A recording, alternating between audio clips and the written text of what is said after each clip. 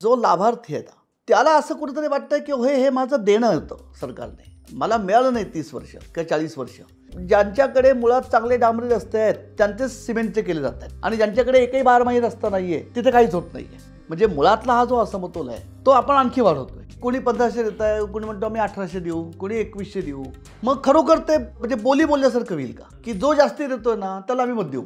सगळ्यात मोठा विरोधाभास आहे की सगळ्यात अधिक नागरीकरण झालेलं हे आमचं राज्य आहे. आपण या नागरी लोकसंख्येचं स्तरीकरण जर बघितलं तर जवळपास 79% नागरी लोकसंख्या फक्त मोठ्या शहरांच्या मध्ये एकवटलेली आहे. खालची शहरं ही कुपोषित आहेत. नागरीकरणाचं तरी आपल्याकडे धोरण आहे का? पहिली गोष्ट ना, आपण दुसऱ्याबरोबर तुलना करणं थांबवावं की दरवेळी आपलं गुजरात पुढे गेला, मध्य प्रदेश किती चांगलं झालं. मला असं वाटतं आपण पहिल्यांदी अत्यंत शांतपणे महाराष्ट्राच्या अर्थव्यवस्थेच्या अंगभूत क्षमता नेमक्या काय आहेत त्याचा पूर्ण वापर आधी आपण करून घेऊया. आता जर खरोखर चांगलं एका पक्षाचं सरकार जर आलं असेल तर मला असं वाटतं की खरोखर माझी एक नागरिक म्हणून की कुणीतरी या राज्याकडे आणि या राज्याच्या अर्थव्यवस्थेकडे जरा मायेने बघावं की काय झालंय आपलं. स्वातंत्र्याची 100री पूर्ण केलेला भारत कसा असेल? NH4, समृद्धी आणि शक्तीपीठ, महाराष्ट्राच्या हायवे संस्कृतीचं वास्तव नक्की काय आहे? आर्टिफिशियल इंटेलिजन्स माणसाचा स्पर्धक होणार का? बदलत्या काळाप्रमाणे आपलं खाणं कसं बदलतंय? महाराष्ट्राच्या विकासाचा तिढा नेमका काय आहे? अशा असंख्य प्रश्नांची उकल करणारा विविध रिपोर्टाज आणि दिग्गज लेखकांच्या लेखांनी सजलेला व्हायटल कंटेंट नेटवर्कचा फ्युचरिस्टिक दिवाळी अंक द इनसाइट. अंक घरपोच मागवण्यासाठी डिस्क्रिप्शनमध्ये दिलेल्या लिंकवर क्लिक करा. नमस्कार, मी विनायक पाचलक आणि थिंक बँकच्या बिहाइंड द सीन्समध्ये तुम्हा सगळ्यांचं पुन्हा एकदा मनापासून स्वागत. विधानसभेचा निकाल लागून गेलाय, मात्र त्याचं कवित्व अजूनही चालू आहे. या निकालात 2 महत्त्वाच्या गोष्टी ठरल्या असं बहुतांश अभ्यासक मानतात. एक म्हणजे लाडकी बहीण योजना किंवा वेगवेगळ्या प्रकारानं सरकारने केलेली पैशाची खैरात म्हणा, वाटप म्हणा, योजना म्हणा, आणि दुसरं म्हणजे हिंदुत्व आणि त्याचे वेगवेगळे आयाम. या दोन्ही मुद्द्यांवरती मला चर्चा करायची आहे आणि त्यासाठी आज माझ्याबरोबर आहेत ज्येष्ठ अर्थतज्ञ अभय टिळक सर. सर, स्वागत आहे तुमचं थिंक बँकवरती. आपण पहिल्या भागात टिळक सरांशी अर्थतज्ञ या त्यांच्या शूजमधून किंवा या त्यांच्या भूमिकेतून चर्चा करू. मात्र दुसऱ्या भागात टिळक सरांची जी दुसरी ओळख आहे की ते संत साहित्याचे अभ्यासक आहेत, त्या विषयातले लेखक आहेत, निरूपणकार आहेत. इतकंच नव्हे तर आळंदी देवस्थानचे ते ट्रस्टी राहिलेले आहेत. त्यामुळं नव्या प्रकारचं हिंदुत्व डेव्हलप होताना त्यांना कसं दिसलं हे आपण दुसऱ्या भागात बघणार आहोत, समजून घेणार आहोत. सर, हाच पहिला प्रश्न. लोकांच्या खात्यावर पैसे आले म्हणून त्यांनी मत दिलं का? अगदी खरं सांगू कमी की हा ज्या पद्धतीने निकाल सगळे लागले हे बघितल्यानंतर एक मला सामान्य विद्यार्थी म्हणून असं वाटलं की किंवा मी असं म्हणेन की एका जुन्या प्रसंगाची मला आठवण झाली आणि ती मी आवर्जून सांगेन. ही गोष्ट 2002 किंवा 2003ची आहे. रिझर्व्ह बँकेचे पहिले भारतीय गव्हर्नर म्हणजे चिंतामणराव देशमुख, त्याच्या आधी 8 सगळे ब्रिटिश होते. त्या चिंतामणरावांच्या स्मृतिप्रित्यर्थ एक दरवर्षी व्याख्यान रिझर्व्ह बँकेमध्ये आयोजित केलं जातं. 2002 किंवा 2003 साली डॉक्टर जगदीश भगवती ते व्याख्यान द्यायला आले होते आणि त्यावेळी मी लोकसत्तामध्ये होतो म्हणून ऐकायला मी गेलो होतो.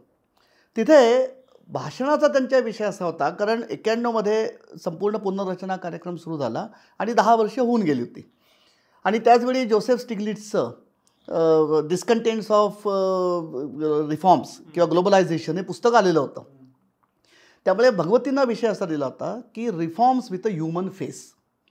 आता मला तेव्हा कळलं नाही की आर्थिक सुधारणांचा मानवी चेहरा का मानवी चेहरा असणारी पुनर्रचना, काय अभिप्रेत होतं मला त्यातनं कळलं नाही. पण भगवतींचा एक सतत सूर असा होता की हा चर्चा करण्याचा विषयच नाही आहे, कारण कुठलीही आर्थिक पुनर्रचना ही मानवी चेहरा धारण करूनच अवतरते. आणि त्यांचं त्याला लॉजिक असं होतं की याचा विकासाचा दर वाढला आहे, दरडोई उत्पन्न वाढलं आहे, पायाभूत सेवा सुविधा सुधारलेल्या आहेत, बाजारपेठा खुल्या झाल्यात, लोकांची क्रयशक्ती वाढली आहे, ग्राहकांचं निवड स्वातंत्र्याचा परीघ विस्तारलेला आहे. याच्या पलीकडे मानवी चेहरा काय असतो? पण त्यावेळी मला ते एवढं कळलं नाही किंवा पटलं नाही. पण ह्या निवडणुकांमधनं ज्या पद्धतीचा निकाल आला आणि त्या पार्श्वभूमीवरती महायुती किंवा महाविकास आघाडी यांनी ज्या पद्धतीचं आवाहन केलेलं होतं की त्याला म्हटलं तर सामाजिक, आर्थिक आणि राजकीय तिन्ही पदर जोडलेले होते. मुख्यतः ज्याचा खूप उल्लेख झाला लाडकी बहीण, म्हणजे थेट अर्थसहाय्य, मोफत प्रवास, तरुण सुशिक्षितांना शिष्यवृत्त्या, अनुदान, फुकट वीज शेतकऱ्यांना किंवा सवलतीच्या दराने वीज. मला हे सगळं बघून जर खरोखर हे घटक निर्णायक ठरले असतील एवढ्या मोठ्या प्रमाणावरती, तर आज मला त्या भाषणाचा अर्थ कळतोय असं वाटतंय की तुम्ही आपण सोडून देऊ. कारण आपण ज्या समाज गटामध्ये आहोत, आपल्याला उदारीकरणाच्या माध्यमातून ज्या नवीन बाजारपेठीय व्यवस्था आल्या त्याचे फायदे मिळाले आपल्याला. त्या प्रक्रियेमधनं समाजाच्या ज्या घटकांपर्यंत त्यांना पाहिजे तशा पद्धतीने ते लाभ झिरपत नव्हते, त्यांना शासन संस्थेने आता देऊ केले. म्हणजे कदाचित अगदी सामान्य महिलेच्या दृष्टीने घरातल्या तिच्या खात्यावर थेट पैसे येणं, तिला आपल्या आईला किंवा कोणाला भेटायला जायचं तर एसटीने फुकट जाता येणं, शेतकऱ्याला, म्हणजे मी शेतकऱ्याचा मुद्दा का सांगतो, अगदी त्या काळात एक क्लिप आली होती, एक असाच कुठल्या चॅनल माझ्या लक्षात नाही, एक शेतकरी म्हणजे साधारणपणे 1, 2, 3 जनावरं ज्याच्याकडे असतात असा शेतकरी कळवळून बोलत होता की बिल आलं, बिल थकलं, माझ्या दुभत्या गाई गोठ्यातल्या विकून मी बिल भरलं. ती जी वेदना होती, त्यामुळे सवलतीच्या दराने वीज मिळणं किंवा वीज फुकट मोफत शेतकऱ्याला मिळणं, हे जे लाभ ह्या ज्या समाजस्तरांना मिळाले, माझ्या दृष्टीने सुधारणांचा त्यांना दिसलेला किंवा त्यांना अपेक्षित असणारा चेहरा तो आहे. आणि म्हणून एकीकडे आरक्षणाच्या म्हणजे मुद्द्यावरनं ज्या पद्धतीने वातावरण तापलं होतं, त्या सापेक्ष शासन संस्था जे थेट लाभ आपल्याला आता देते आणि 2.5 वर्ष ते आपण बघतोय, ह्या भावनेचा मला असं वाटतं भाग कुठेतरी याच्यामध्ये महत्त्वाचा ठरला. कारण थेट लाभ मला जर बाजारपेठीय सुधारणांच्या माध्यमातून मिळत नसेल, तर शासन संस्था आता मला देते आणि ते व्यक्तिगत आहे, म्हणजे थेट माझ्यापर्यंत ते पोचत आहेत. म्हणजे आपले जे माजी मुख्य आर्थिक सल्लागार होते पंतप्रधानांचे अरविंद सुब्रमण्यम, त्यांनी जी नवीन संकल्पना मांडली आहे की हा न्यू वेलफेअरिझम आहे, हे कल्याणाचं नवरूप आहे. आणि हे कसं आहे की व्यापक स्तरावरती सरकारने सुधारणा करणं, शिक्षणाच्या सुविधा वाढवणं, आरोग्याच्या सुविधांची गुणवत्ता वाढवणं, पायाभूत सेवा सुविधांमध्ये गुंतवणूक करणं, शहरं सुसह्य करणं, हे कसं आहे, याचे मिळणारे लाभ हे अनुषंगिक आहेत. पण आता थेट लाभार्थी, आणि तो सुद्धा ज्याला माहिती आहे की याच्यापर्यंत त्या अपेक्षेने पोचलेलं नाही आहे, त्याला थेट पोचवणं, हे जे आहे, मला असं वाटतं हे आज आपल्याला, म्हणजे आपण जर 91 हा जर प्रारंभ धरला किंवा 85 हा जर प्रारंभ धरला, तर जवळपास 40 वर्षानंतर हे पहिल्यांदा इतकं ठसठशीतपणे पृष्ठभागावरती आलेलं आहे की माझा ह्या संपूर्ण प्रक्रियेमध्ये काय मिळणार आहे, कोण देणार आहे. आणि मग हे माझं कदाचित पुस्तकी वाटेल कोणाला, पण माझ्या दैनंदिन गरजा भागवणारी एक बाजारपेठ, दुसरी शासन संस्था, हे जर मी दोन समांतर स्थिती म्हणजे संस्था धरल्या, तर बाजारपेठ जर तिथे अक्षम ठरत असेल, तर आता शासन संस्था माझी गरज घेते आणि म्हणून मी तिला मत देईन. तिथे पक्ष कुठलाही असेल, पण मला असं वाटतं की म्हणजे तुम्ही जो शब्द वापरला तर की प्रो इन्कम्बन्सी, त्याला एक कारण मला असं वाटतं ते आहे की 2.5 वर्ष हे सरकार चाललं, त्या मानाने त्याच्यात कुठेही अंतर्गत वादविवाद चव्हाट्यावरती आले नाहीत. म्हणजे मी थोडं कदाचित हे माझ्या कक्षेबाहेर जात असेल, पण त्याच्या आधी सेना आणि भाजपचे सरकार होतं 5 वर्ष. त्यावेळी सेना आणि भाजपमधले अंतर्गत विसंवाद प्रकट होत होते. हे 2.5 वर्ष सरकार चाललं, कुठेतरी ह्या सरकारने ह्या गोष्टी द्यायची तयारी दाखवली आहे. इथे कुठेतरी माझ्या आर्थिक गरजा आणि हे सरकार जे देत आहे ते ह्याचा मेळ आहे आणि ती माझी सगळ्यात निकड भागवणारी बाब आहे. मला असं वाटतं हा सगळ्यात महत्त्वाचा भाग ठरला. आणि आणखी फक्त मी एक मुद्दा मानेन की तुम्हाला विशेषतः जाणवतो इथे ना, मला खरं असं वाटतं की इथे रक्कम महत्त्वाची नाही आहे. रक्कम आहे महत्त्वाची, पण स्त्रीला जेव्हा 1500 रुपये तिच्या थेट खात्यावरती झाले, म्हणजे अनेक लोकांनी ती शंका व्यक्त केली की कशावरून तिला पैसे वापरायला मिळतील, समजा तिचा नवऱ्याकडनं पैसे काढून घेईल, हे आपण सगळं गृहीत धरू. पण तरीसुद्धा मला आर्थिक स्वायत्तता मिळणं हे ह्याला एक जे भावनिक महत्त्व आहे ना, मला असं वाटतं ते इथे जास्ती निर्णायक ठरलं असावं. कारण सगळ्यांनीच रक्कम दिली होती, म्हणजे किंवा रक्कम द्यायची आश्वासनं सगळ्यांनीच दिलेली होती. पण 3 हप्ते माझ्याकडे जमा झाल्यानंतर जे मला जाणवलं की माझी स्वायत्तता वाढली आहे. दुसऱ्या भाषेमध्ये आम्ही अर्थशास्त्रामध्ये असं म्हणतो की थेट अर्थसहाय्य देणं, एखादी सवलतीच्या दरामध्ये अन्नधान्य किंवा कुठलीही जिन्नस पुरवणं, म्हणजे आपण काय करतोय, आपण सर्वसामान्य माणसाचं रिअल इन्कम वाढवतोय.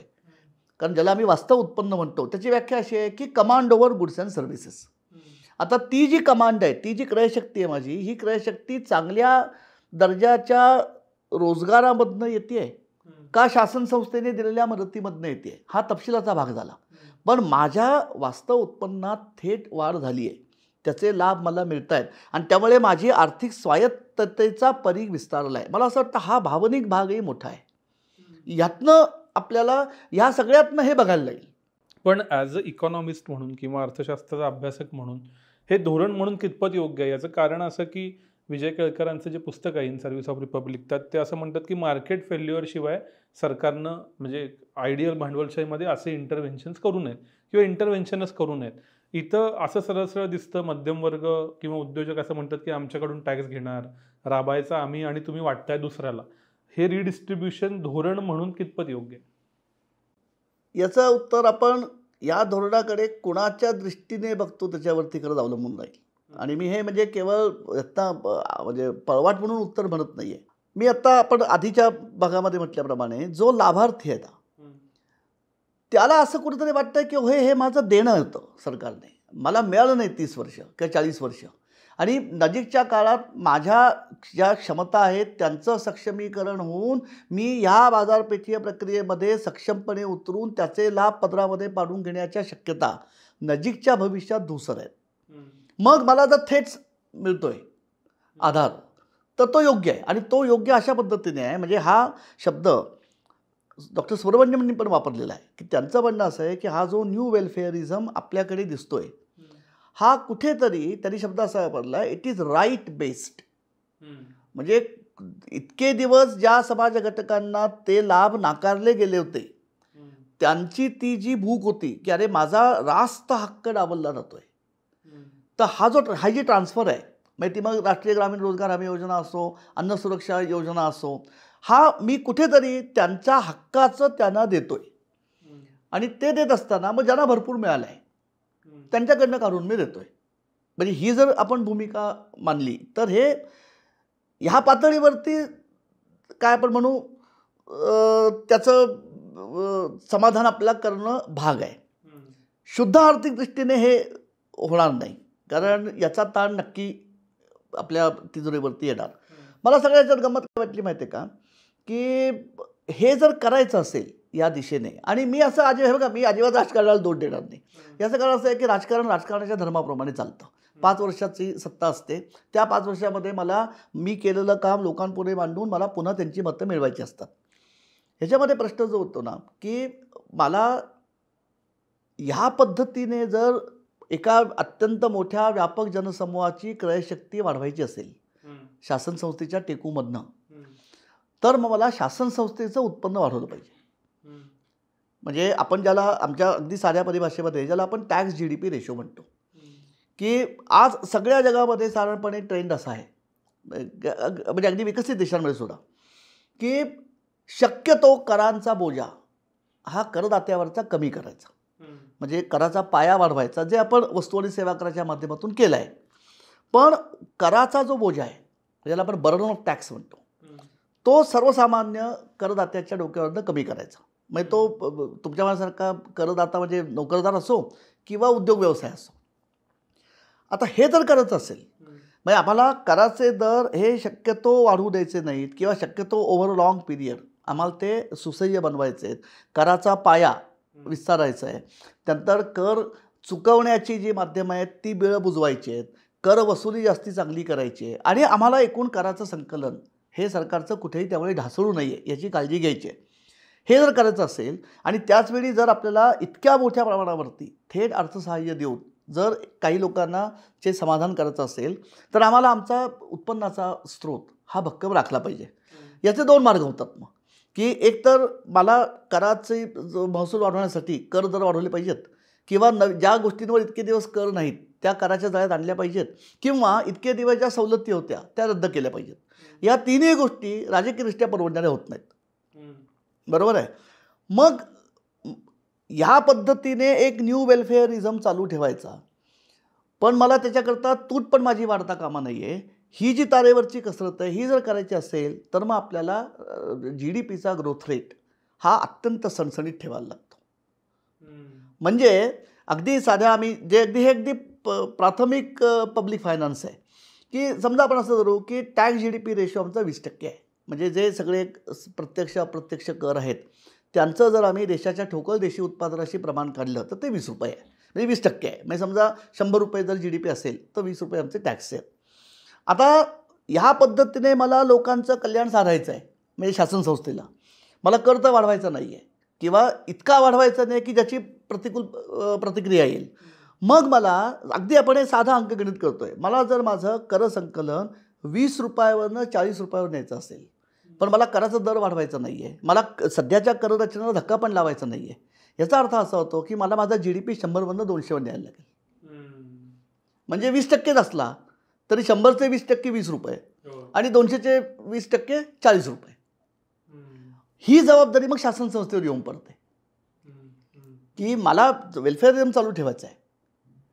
पण मग मग आता इथे प्रश्न कुठे येतो? इथे प्रश्न असा येतो की ज्या पद्धतीने आपण आता सगळ्या जागतिक व्यवस्थेचे अत्यंत घनिष्ठ घटक बनलेलो आहोत, इथे आपल्या देशाच्या आर्थिक वाढ विकासाचा वेग हा केवळ आपल्या नियंत्रणात राहत नाही, ज्याला आम्ही ग्लोबल फॅक्टर्स म्हणतो. आता आपण बघतोय ना, युक्रेन युद्ध चालू आहे, हमास हे चालू आहे, त्याच्यामुळे तेलावरती ताण येतोय, हवा पर्यावरणीय बदलांमुळे अन्नधान्याच्या वरती आपल्या परिस्थिती दिवसेंदिवस दोलायमान बनते आहे. या सगळ्या परिस्थितीमध्ये मग मग मला जर त्याला आम्ही रोबस्ट ग्रोथ म्हणतो, ती जर टिकवता आली नाही, आणि ती टिकवणं मग केवळ शासन संस्थेचे किंवा त्या देशाच्या अखत्यारीतली बाब राहत नाही, मग प्रश्न वाढत जातो. त्यामुळे न्यू वेलफेअरिझम जर करायचं असेल तर मग ही जबाबदारी आपल्याला घ्यायला लागते की आम्हाला आमचा GDP ग्रोथ रेट हा अत्यंत रोबस्ट ठेवावा लागतो. आणि ते बऱ्याच अंशी आता, कारण आपल्या म्हणजे नियंत्रणाबाहेरच्या अनेक गोष्टींचा विकासावरती आता परिणाम होतोय, ही जोखीम मला जास्ती वाटते. आणि मग पर्याय जो उरतो तो हा की मग ह्या पद्धतीने आपण खर्च चालू ठेवायचा. याला सुद्धा आर्थिक लॉजिक नाही असं मी अजिबात म्हणणार नाही, पण ते बऱ्याच अंशी पुस्तकी आहे. तर असं की मी लोकांच्याकडे पैसे देतोय, लोकांची क्रयशक्ती येते, त्यातनं मागणी वाढती आहे, पण हे सगळं कागदावरती ठीक आहे, व्यवहारात जेव्हा ते येतं आणि मग तो जर तोल राहिला नाही, म्हणजे एकीकडे मागणी वाढते, माझा पुरवठा पण त्या गतीने वाढला पाहिजे, तर मग मला महागाईला तोंड द्यावं लागणार नाही, हे सगळं करण्यात जर आपलं म्हणजे नियंत्रण जर चुकायला लागलं तर त्याची परिणती मग तूट वाढण्यामध्ये होते. हा धोका जास्ती आहे. थोडक्यात कॉमन मॅनच्या भाषेत बोलायचं झालं तर 60,000 कोटी लाडक्या बहिणीचे जे पुढचे 5 वर्ष दरवर्षी लागणार आहेत तितका कर नवीन आणला पाहिजे. त्यासाठी मग FDA, उद्योग चालू होणं, नोकऱ्या वाढणं ह्याला पर्याय नाही, असंच म्हणायचं आहे का? किंवा मग दुसरी शक्यता की आम्ही बाकीच्या खर्चांवरती कमी करणार. पण इथं हाच मुद्दा येतो. आजही अनिल शिदोरेंनी पोस्ट टाकले, खूप जण लिहित आहेत की खर्च कमी करायला पैसे कुठं आहेत? म्हणजे 2/3 जर का आपली रक्कम ही व्याजाची परतफेड, सॅलरीज आणि एकूण सरकार ही व्यवस्था चालवण्यावर जात असतील आणि फक्त 1/3च रक्कम ही ज्याला कॅपिटल एक्सपेंडिचर आपण म्हणू की ज्यातनं काहीतरी मूल्यवृद्धी होईल अशी करता येत असेल, तर महाराष्ट्रासारखं राज्य उद्योग न वाढवता जो मार्ग तुम्ही आधी सांगितलात, नवे 60,000 कोटी आणणार कुठून? आणि समजा नाही आणू शकला तर मग रस्ते, पाणी, वीज अशा मूलभूत सुविधांनाच मग अडचण येणार का? हो, ते म्हणजे दुसऱ्या भाषेमध्ये हे फक्त मग ॲलोकेशनचा प्रश्न येतो. म्हणजे भांडवली, म्हणजे ज्याच्यामुळे अर्थव्यवस्थेची उत्पादक क्षमता वाढते असा जो खर्च आहे त्याच्याकडनं मग ह्या पद्धतीच्या ज्या रेव्हेन्यू बाबी आहेत, म्हणजे महसुली खर्चाच्या बाबी आहेत, तिकडे वाढवलं जातं. मला सगळ्यात त्याचं दुःख काय होतं माहिती आहे का, की याचा कुठेतरी अत्यंत दीर्घकालीन आणि गंभीर परिणाम हा स्टेट कपॅसिटी कुपोषित राहण्यावरती होतो. म्हणजे आता तुम्ही जे सगळे मुद्दे मांडलेत, मला तुम्ही बघितलं का, म्हणजे तुम्ही मगाशी डॉक्टर केळकरांचा उल्लेख केलात, त्या इन सर्व्हिस ऑफ रिपब्लिकमध्ये हा मुद्दा त्यांनी वारंवार मांडला आहे की स्टेट कपॅसिटी इज लिमिटेड. याचा अर्थ काय हो नेमका? मला स्टेट कपॅसिटी इज लिमिटेड असं आपण जेव्हा म्हणतो तेव्हा मला असं वाटतं की एकीकडे आपण खूप मोठ्या सरकारी योजना, कल्याणाच्या योजना या शासन संस्थेच्या माध्यमातून द्यायचा आपण प्रयत्न करतोय. आता त्याला तंत्रज्ञान मदतीला आलं ही गोष्ट बरोबर आहे, म्हणजे आम्ही डायरेक्ट बेनिफिट ट्रान्सफर करतो हे मला मान्य आहे. पण ज्यावेळी प्रवास, शिक्षण, आरोग्य, ह्याचा स्वयंपाकाचा घरगुती गॅस, वीज यासारख्या गोष्टींची सुद्धा पूर्तता करण्याची जबाबदारी एक प्रकारे शासन संस्था घेते, तेव्हा ती निभावण्याची शासन संस्थेची क्षमता पण आपण बुलंद करतो का? आणि हा जो तिढा आहे, मला असं वाटतं आज प्रत्येक ठिकाणी आपण लिमिटेड स्टेट कपॅसिटीबद्दल जे बोलतो ना त्याचा संबंध ह्याच्याशी आहे. म्हणजे मला हे थोडं आकडेवारीने आणखी नीट तपासायला लागेल, कदाचित आपण हे कंजक्चर म्हणू माझं. पण आपण जर साधा इकॉनॉमिक सर्व्हे गेल्या 10 वर्षातले जर बघितले तर सरकारी कर्मचाऱ्यांची संख्या सातत्याने घटलेली आपल्याला दिसते आणि त्याच्यावरची कॉन्ट्रॅक्च्युअलायझेशन वाढत आहे. मला असं वाटतं हा सुद्धा स्टेट कपॅसिटीचा एक महत्त्वाचा घटक आहे की ज्या खात्यांमध्ये ज्या सेवा आपण पुरवतोय आता त्या जर सक्षमपणे चांगल्या पद्धतीने लाभार्थींपर्यंत पोचवायच्या असतील तर मला काही किमान प्रमाणामध्ये सरकारी कर्मचारी असलेच पाहिजेत. आपण त्या पोस्टच भरत नाही आहोत. म्हणजे होत आहे काय की आपण तो खर्च वाचवतोय. म्हणजे जो खर्च एरवी रास्तपणे सरकारी कर्मचाऱ्यांच्या पगारावरती गेला असता तो आपण वाचवतोय, त्याच्याऐवजी आपण कॉन्ट्रॅक्ट देतोय आणि ही बचत समजा असेल तर ती एका पद्धतीने ह्या न्यू वेलफेअरिझम करता वापरतोय. म्हणजे आरवी असं होत आहे का की सरकारी म्हणजे शासन संस्थेच्या क्षमतांचं कुपोषण करीत आपण या योजना राबवतोय. म्हणजे दोन्ही होत आहे की एकतर खर्चाची गुणवत्ता ही खालावत जाणं, दुसरीकडे तूट वाढणं आणि तिसरीकडे शासन संस्थेच्या सक्षमीकरणाकडे दुर्लक्ष होत राहणं. हे मला जास्ती भयावह वाटतं. कारण मग तो विसंवाद वाढत जातो की अधिकाधिक जबाबदारी शासन संस्थेने घ्यायची आणि तिचंच कुपोषण होत आहे.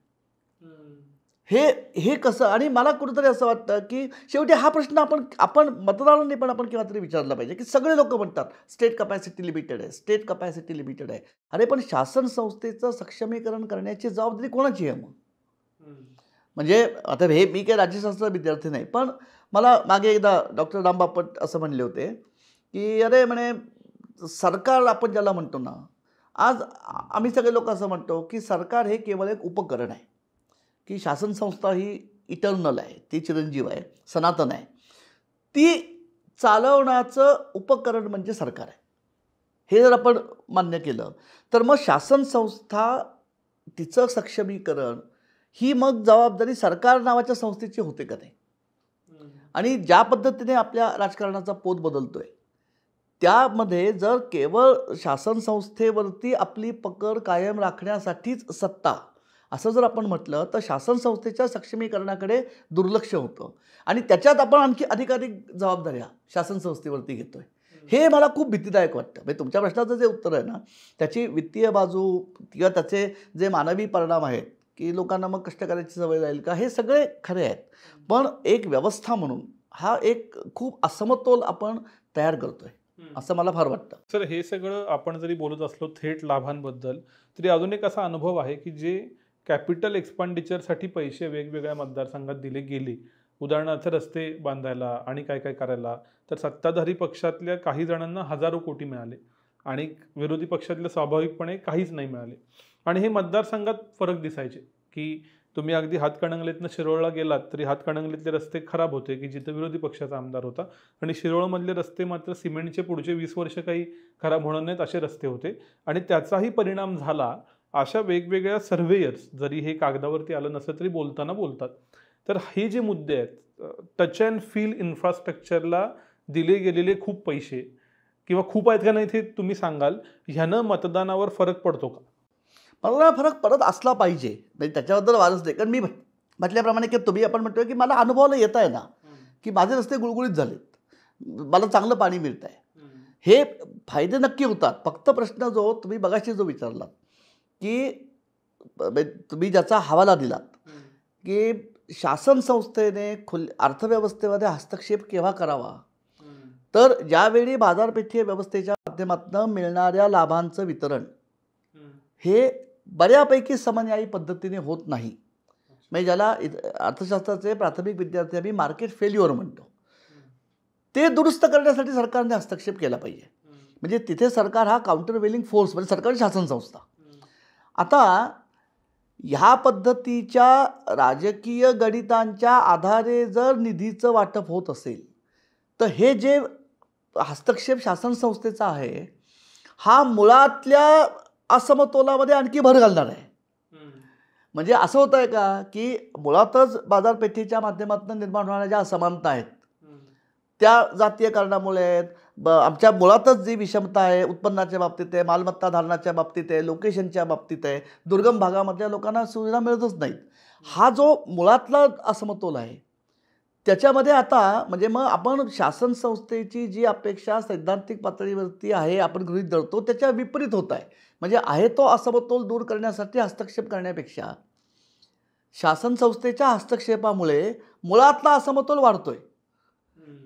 म्हणजे याच्यावरती अर्थशास्त्रामध्ये खूप चर्चा झालेली आहे आणि एक अत्यंत प्रभावी प्रतिपक्ष असा आहे की जर अर्थशास्त्रामधल्या लोकांना मार्केट फेल्युअरची चिंता असेल तर अर्थशास्त्रामधल्या लोकांनी मग गव्हर्मेंट फेल्युअरबद्दल पण बोललं पाहिजे.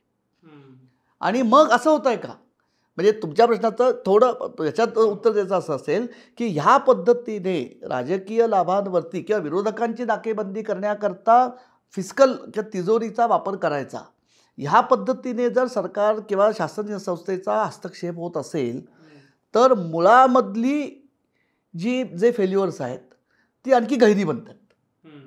म्हणजे शासन संस्थेच्या म्हणजे ह्याच्यात दोन प्रकारच्या फेल्युअर्सचा आपण सामना करतोय. एक म्हणजे की मुळात शासन संस्था अक्षम असल्यामुळे जी डिलिव्हरी मेकॅनिझम आहे तीच मुळात चांगली नाही आहे.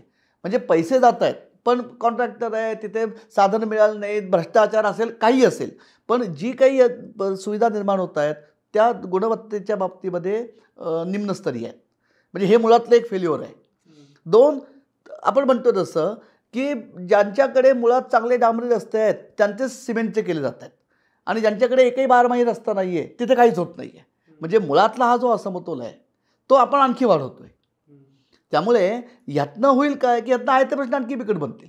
फक्त प्रश्न एवढा असतो की हे याचं प्रत्येक जो समाजातला स्टेक होल्डर आहे त्याला त्या वास्तवाचा अनुभव नेमका कसा येतो त्याच्यावरती त्याची प्रतिक्रिया अवलंबून राहते असं मला फार वाटतं.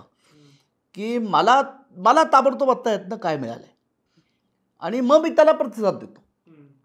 हे जे आहे ह्यातनं ही प्रवृत्ती वाढायला लागेल. फक्त या थेरॉटिकल मुद्द्यांकडून मी थेट राजकारणावर येतो आणि असं विचारतो की या सगळ्यामुळं जी प्रो इन्कम्बन्सीची मेकॅनिझम आहे तीच स्थायी भाव बनते का भारताचं? उदाहरणार्थ ज्यांच्याकडे सत्ता आहे त्यांना नॅचरल ॲडव्हान्टेज आहे की त्यांनी करून दाखवलं आहे आणि मग विरोधी पक्ष म्हणतोय की आम्ही सत्तेत आल्यावर हे करू, तुम्ही 2100 आम्ही 3000. अगदी झारखंडमध्ये सुद्धा झारखंड मुक्ती मोर्चा येईल असं वाटलं नव्हतं. तिथंही असं म्हणतात की त्यांनी अशी जी सिमिलर योजना राबवलेली आहे त्याचा फायदा तिथल्या इन्कम्बंटला झाला. तर जो इन्कम्बंट आहे त्यात ज्या राज्यात त्या पक्षाचा कुठलाही असेल, काँग्रेस असेल, थर्ड पार्टी असेल, कुठलं तरी भाजपा असेल, त्यांना मग खूप मोठं नॅचरल ॲडव्हान्टेज मिळत नाही का इलेक्टोरल पॉलिटिक्समध्ये की आम्ही करून दाखवले, आम्ही इन्कम्बंट आहोत त्यामुळे आम्ही निवडून यायची शक्यता वाढते?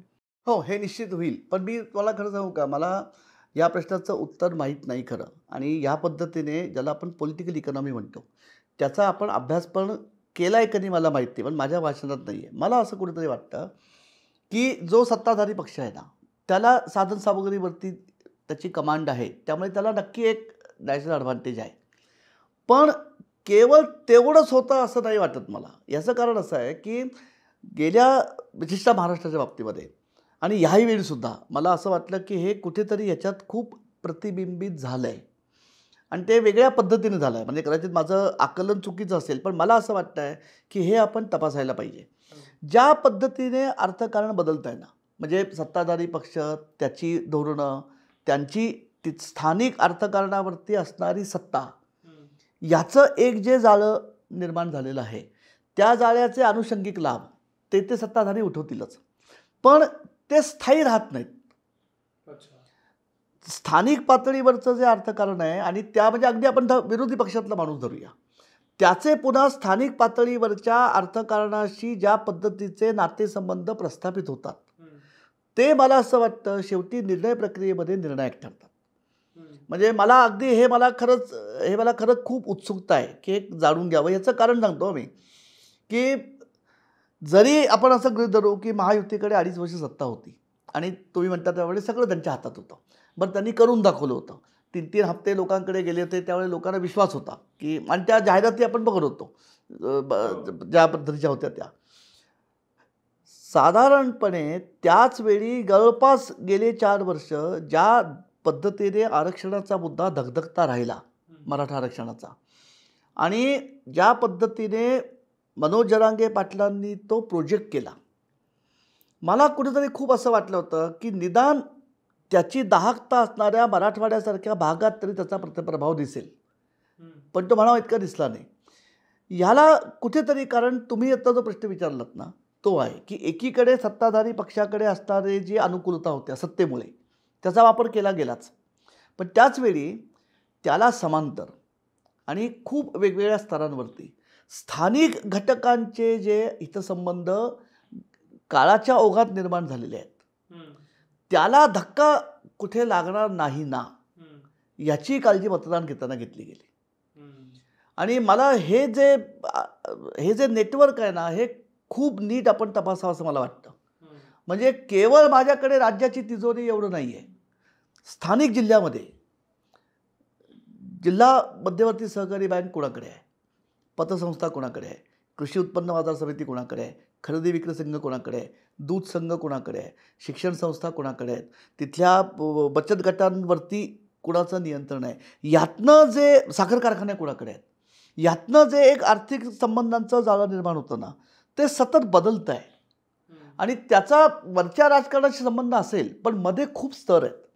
आणि म्हणून केवळ जातीच्या किंवा केवळ समाजाच्या किंवा सामाजिक मुद्द्यावरती आपण मतदान करून हे संबंध म्हणजे बिघडवायचे का, हा मला असं वाटतं खूप यावेळी महत्त्वाचा मुद्दा ठरला असावा. सर ह्याच्यात मला थोडं वेगळं मत असं मांडून प्रश्न विचारायचा आहे की इथं मग ते डबल इंजिन सरकार इम्प्लिमेंट होतं का. उदाहरणार्थ जिथं लोकल सत्ताधीश, लोकल आर्थिक संस्था, आर्थिक लाभही आहेत आणि सरकारचाही लाभ आहे, तिथं बेरीज होती. पण उदाहरणार्थ आपण बाळासाहेब थोरातांची केस स्टडी घेऊ, त्यांच्या संस्थांचं जाळं इतकं मोठं आहे की ते पडतील असं कुणालाही वाटत नव्हतं. पण तिथं मात्र सहकारी संस्थांचं लोकल लाभार्थीपेक्षा राज्य आणि केंद्राचा येणारा लाभ वरचढ ठरला.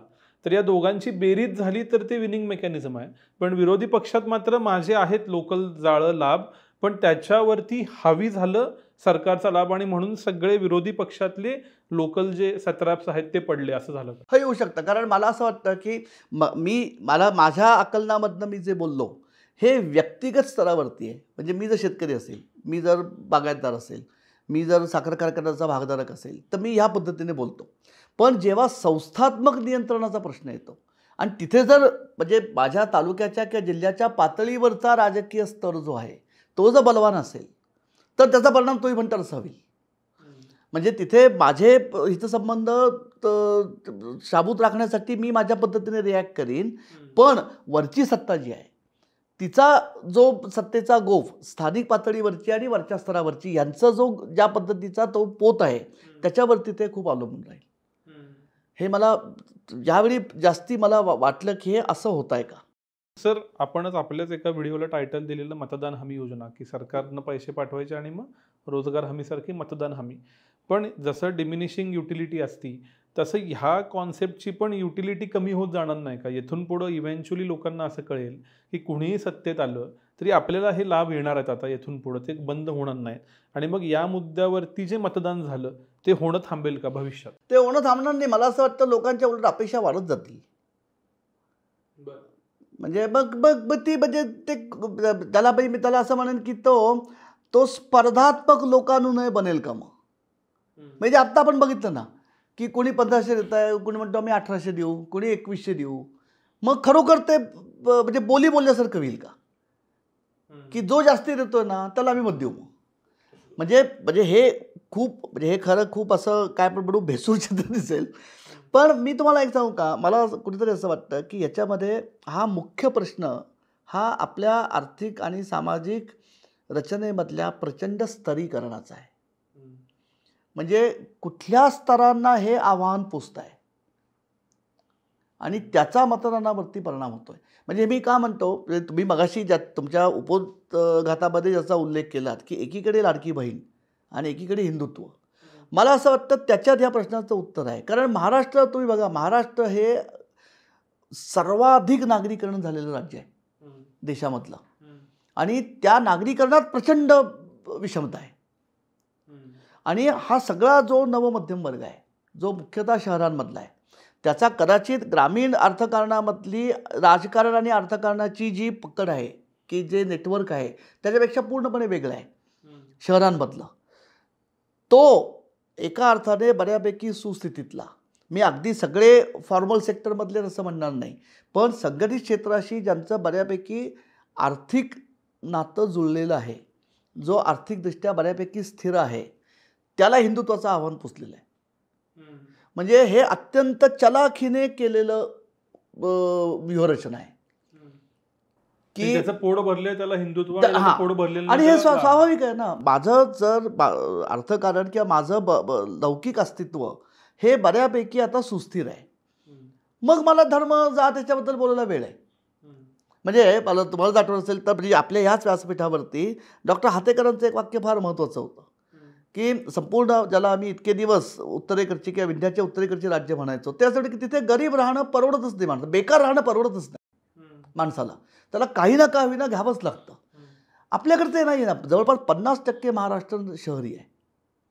पुन्हा सगळ्या पद्धतीचा फॉर्मल सेक्टर बऱ्यापैकी डेव्हलप झालेला आहे. त्यामुळे सत्ताधारी पक्षाने हे जे स्तरीकरण आहे ना, त्याचा अत्यंत चलाखीने वापर करून घेतला आणि ते दिसतं की कुठल्या स्तरामध्ये हिंदुत्वाचं आव्हान गेलं. आणि हे जे आर्थिक मुद्दे आहेत की ज्याचा थेट माझ्या क्रयशक्तीशी संबंध आहे, त्याचे प्रभाव कुठे पडले, हे जे वाढलेलं स्तरीकरण आहे ना, हे वाढलेलं स्तरीकरणसुद्धा तुम्ही इतका वेळ ज्या पद्धतीचं आपण म्हणतोय सत्ताकारण आहे आणि त्या सत्ताकारणामधनं अर्थकारणामधल्या लाभार्थींचे जे वेगवेगळे स्तर तयार झालेले आहेत, म्हणजे सरकारच्या हस्तक्षेपामुळे तयार झालेलं स्तरीकरण, परंपरागत अर्थकारणामध्ये असणारं स्तरीकरण, ह्यातनं जे विविध स्तर तयार झाले त्या प्रत्येकाला मिळणार, म्हणजे प्रत्येकाला आवाहन करणारे घटक त्यांची नीट मोठ मांडून केलं गेलं. म्हणजे हिंदुत्व एका विशिष्ट स्तरासाठी आणि आर्थिक एका विशिष्ट स्तरासाठी. फक्त तुमच्या प्रश्नात मला भीती ती वाटते की यातनं एक तो स्पर्धात्मक अनुनय वाढायला लागेल की मला देताना शासन संस्था मग ही 1500 देतात तो 2000 देतोय, हे होईल. मग ह्या भीतीच्या पार्श्वभूमीवर येणाऱ्या महाराष्ट्राच्या सरकारकडून जे तशा अर्थानं एकपक्षीय आहे, 5 वर्ष स्थिर राहणार, याच्याबद्दल कुणाच्याही मनात शंका नाही. तुमच्या आर्थिक धोरणाबाबतीत आणि विकासाबाबतीत काय अपेक्षा? मी काय जाऊ का, अगदी म्हणजे कदाचित हे फार म्हणजे ब्लँकेट विधान कुणाला वाटेल. खरोखर आज आहे का महाराष्ट्राकडे काही धोरण कुठल्याही बाबतीत? म्हणजे औद्योगिकरणाच्या बाबतीत, शेतीच्या विकासाच्या बाबतीत सगळ्यात मोठा विरोधाभास असा आहे की सगळ्यात अधिक नागरीकरण झालेलं हे आमचं राज्य आहे.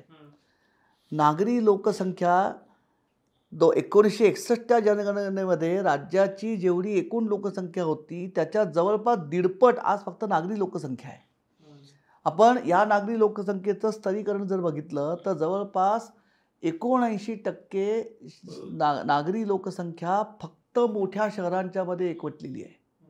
खालची शहरं ही कुपोषित आहेत. नागरीकरणाचं तरी आपल्याकडे धोरण आहे का? म्हणजे नागरीकरण आपल्याला कशा प्रकारची शहरं करायची आहेत? आपण म्हणजे एकीकडे आपण असं म्हणतो की नाही आम्ही शहरं ही विकासाची केंद्र आहेत, शहरं ही विकासाची इंजिन आहेत आणि शहरांमधल्या जीवनमानाचा दर्जा ज्या पद्धतीने खालावतोय आपण, म्हणजे आता हे थोडं पुन्हा कठोर वाटेल बोलणं, आज आम्ही शहरांचा आणि शहरी जमिनीचा वापर संपत्ती निर्मिती करतोय. म्हणजे एकीकडे आपण शहरांमधली वाढणारी गर्दी, प्रदूषण, वाहनांची कोंडी, जागेची टंचाई, त्याच्यापायी वाढणारी बेरोजगारी, त्याच्यापायी वाढणारी शहरी गरिबी, त्याच्यापायी वाढणारी शहरी गुन्हेगारी याची चर्चा करायची आणि एकीकडे FSI वापरून जिथे पूर्वी 10 मजले होते तिथे 30-30 मजली टॉवर करायचे. हा जो विरोधाभास आहे याला धोरण आहे का आपल्याकडे?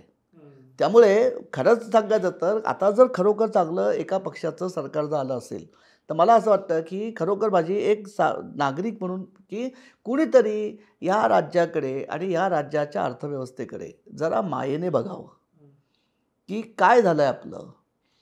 एकीकडे राज्य उत्पन्नामध्ये जवळपास 55-56% ज्या सेवा क्षेत्राचा वाटा आहे, त्याच्यामध्ये फक्त 25-30% रोजगार होतो आहे.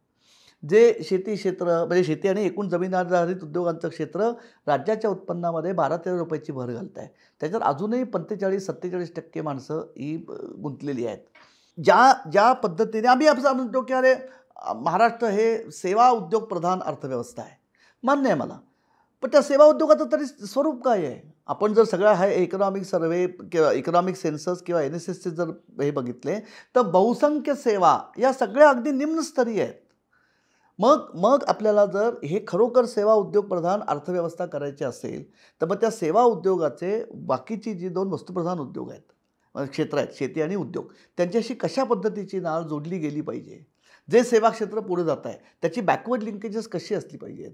म्हणून मला असं वाटतं की 2-3 गोष्टी आपल्याला अगदी ह्या साध्या किमान आहेत.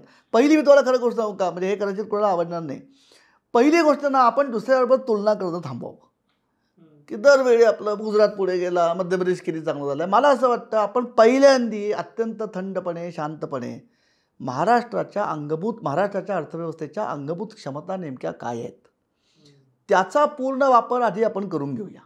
गुजरात पुढे गेला का, जाऊ दे पुढे गेला तर तरी काय, शेवटी आपण एका देशाचे भाग आहोत. पण आपली अर्थव्यवस्था तिच्या अंगभूत क्षमता काय आहेत, आपली जी परंपरागत जी वस्तुप्रधान उद्योग क्षेत्र म्हणजे महाराष्ट्राच्या बाबतीमध्ये वाहन निर्मिती, वाहनांचे सुटे भाग, औषध निर्मिती, खतं, अन्न उत्पादन, तयार कपडे, केमिकल्स, इंजिनिअरिंग, अभियांत्रिकी, इलेक्ट्रॉनिक्स, ही सगळी जी परंपरागत आपल्याकडे निर्माण झालेली वस्तुनिर्माण उद्योगांची जी क्षमता आहे त्याचं अधिक संगोपन करून त्याचं आपल्याला म्हणजे इनव्हायगोरेट कसे करता येतील.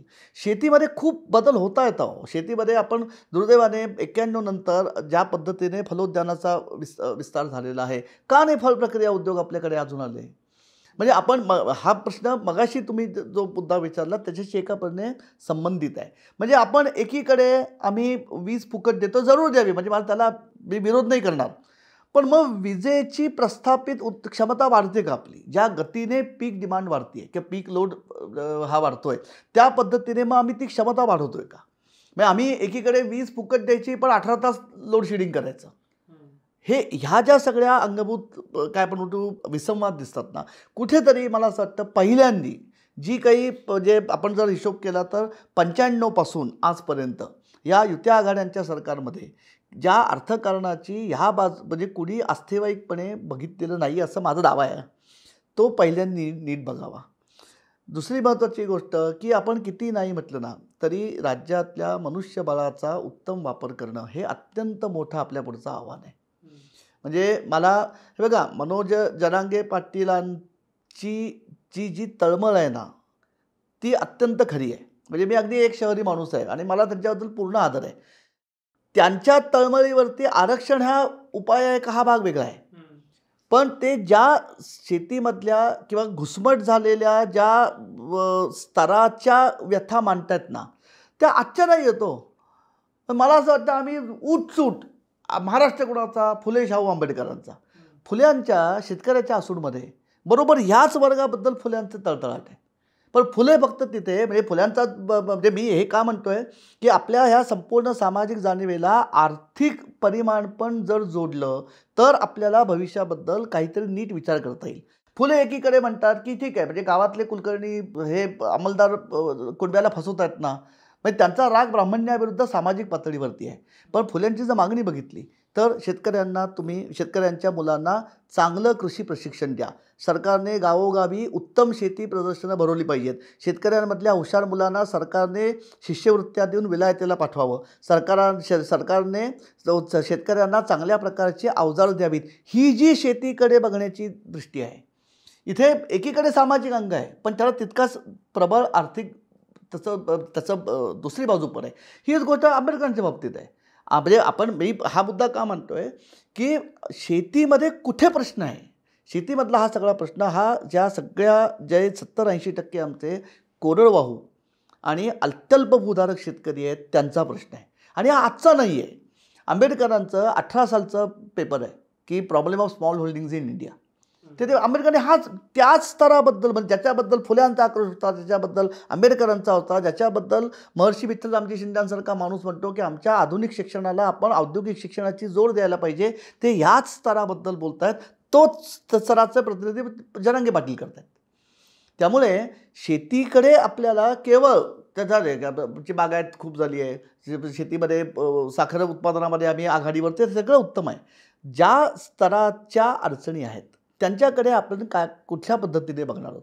म्हणजे मला असं वाटतं की खूप मोठ्या प्रमाणात ना आपल्याला, म्हणजे कदाचित कोणाला पटणार नाही, पण राज्याच्या अर्थक्षमतेबद्दल अतिशय नितळ मनाने, खूप चांगल्या पद्धतीने अद्ययावत आकडेवारी तयार करून, तटस्थपणे अभ्यास करून, त्या अभ्यासांच्या आधारे आपण धोरणं आता बनवायची गरज आहे. म्हणजे हे केवळ स्थिर सरकार आहे म्हणून होणार नाही, याला खूप आस्थेवाईकपणे बघायला लागेल. हे मला अत्यंत तळमळीने वाटतं. तरच आपल्याला यातनं, म्हणजे जी काय पण म्हणू, एका अर्थाने कुपोषण झालेलं आहे आर्थिक क्षमतांचं, आणि ते कुपोषण ह्या पद्धतीने झालं आहे की एकीकडे अफाट शहरं वाढली आहेत, खूप संपत्तीची बेटं झाली आहेत, आणि दुसरीकडे हे सगळे जे पेच आहेत ते पेच गंभीर बनत आहेत.